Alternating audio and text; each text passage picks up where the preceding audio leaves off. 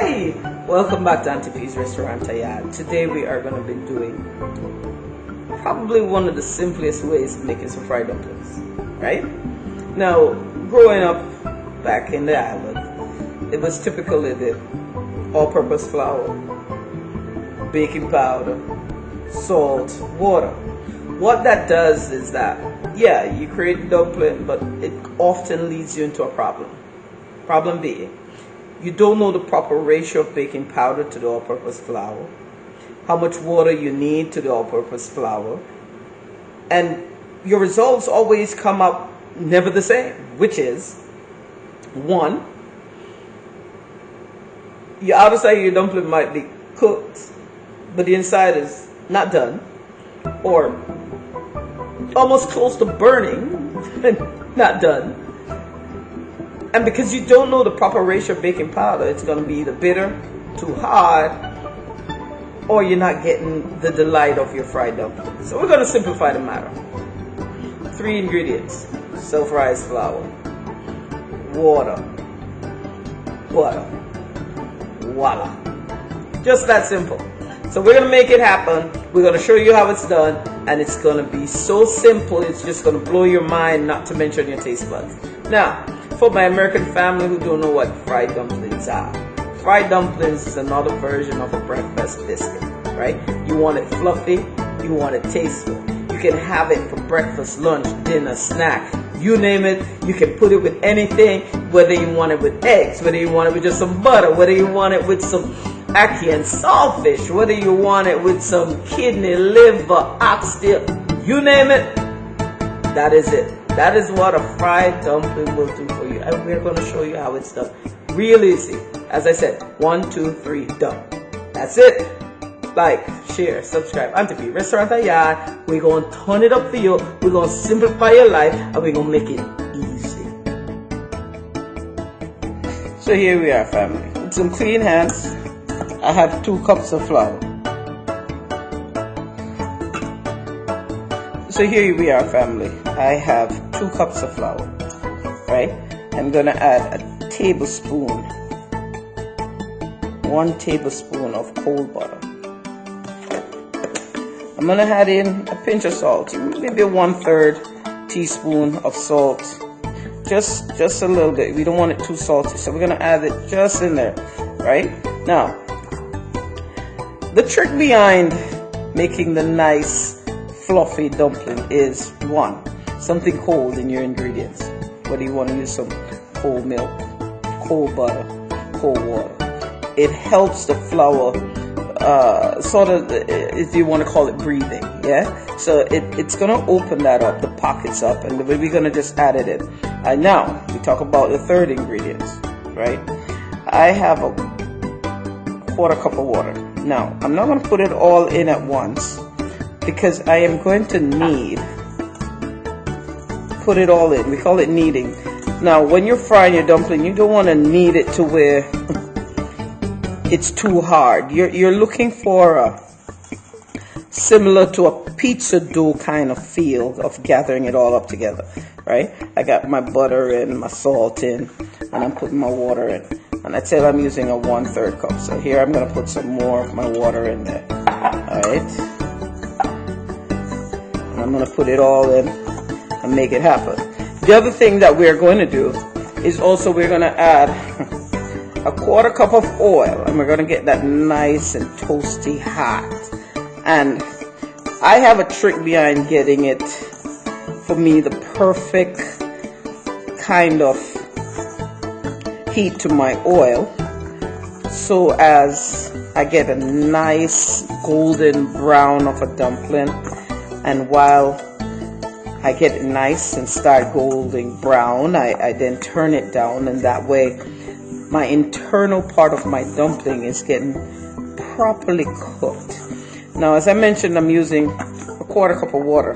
I didn't use it all up, and because, again, your butter and your mixture will give you the right texture of what you need. You want it to where when you're finished doing your dumpling, your sides are off, there's no loose flour, there is also not a stickiness. You don't want it to become sticky. You want that perfect, out of your hand it falls dough, right? And I'm not kneading it where I'm putting all that elbow into it or elbow strength into it. You just want to make it so that the flour and all ingredients come together nicely, right? Now here I have it, just like that. I can pull my portions off, and then I'm going to knead my dumpling. Now some people can just boil it up, make a circle, good to go. As I said, for me, I like to knead it, so when I'm done, my dumpling looks like a biscuit on your plate, right? So this is the way we do it. We're now going to turn around and fry our dumplings. So I'm going to knock out portioning it and sizing up my dumplings, right? So we're doing it just like that. Now, you can then, as I said, depends on how big you want it, how many portions you're doing.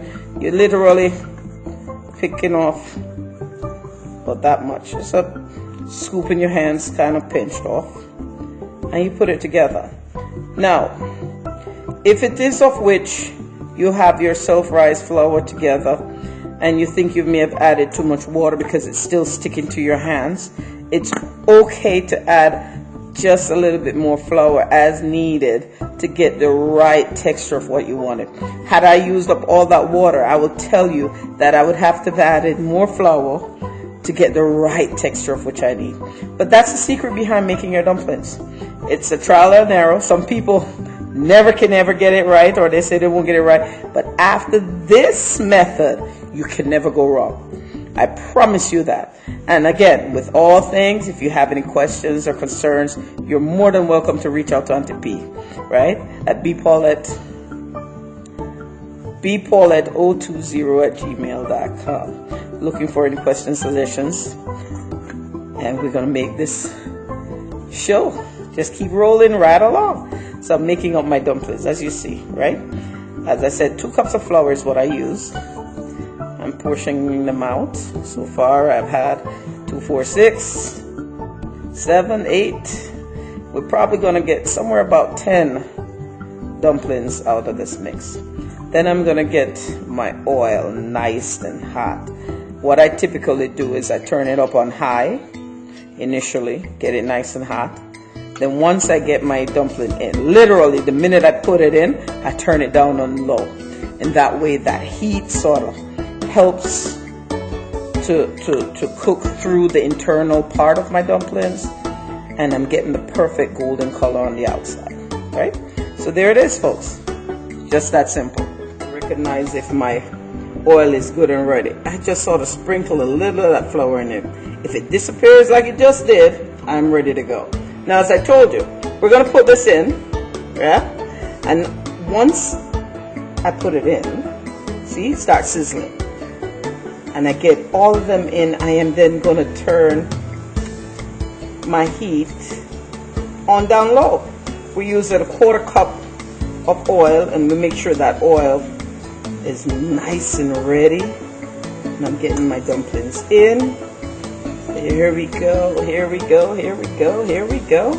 Got them all in. Then I turn my heat down to a medium, because now I have it to where I want it to be nice and hot.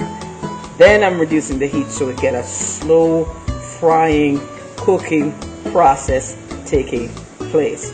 Like, share, subscribe. Auntie P, Restaurantayad. Turn up and tell you now. So roughly, we're doing about 3 minutes per side, right? And then we're going to use the fork test to ensure that it is properly. So see, family, look at this. Remember the first one, yeah? Got it in. Coloring is already taking place. There we go. I just ought to go through, as I said, roughly about 3 minutes per side. Getting it totally nice, equally brown per side.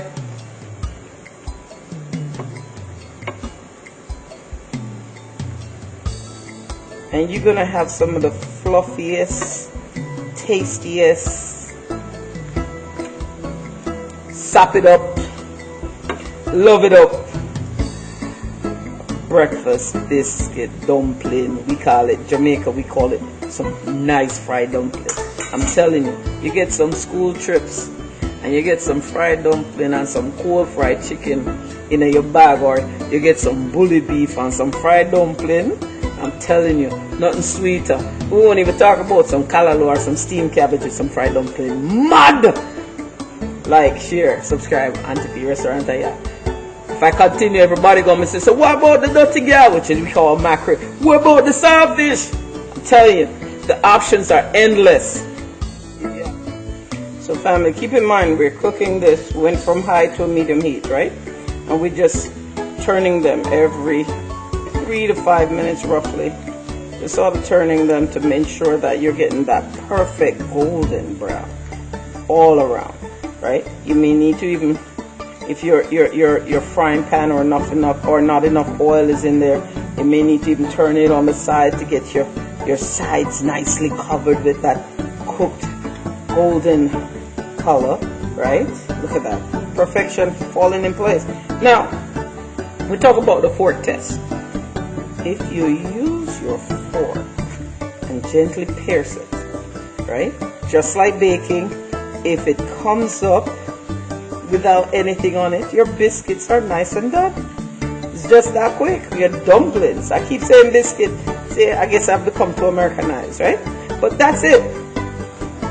Look at that. You can hear it. It says you're going to be on a crispy on the outside, but yes, nice and just perfectly cooked, bread-like, in other words, on the inside, right?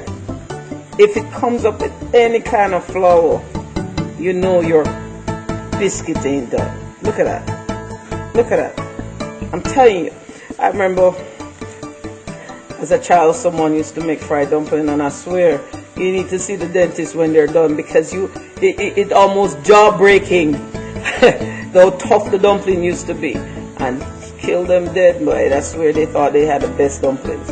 But I am here to show you some of the best fried dumplings is what we have just done today. Nice golden brown, the perfect golden brown. The internals are perfect. The outsides are, I mean, literally, you're going to find that once we're done, when we're going to remove them from the fire, right? As I told you, everyone has been already checked. Look at that.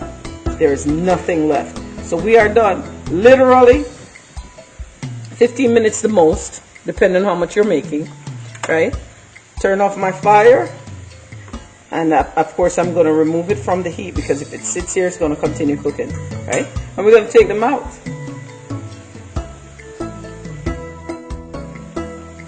Look at that, family. Look at that. Look at that. Look at that. Look at that. Look at that. Perfect all the way around.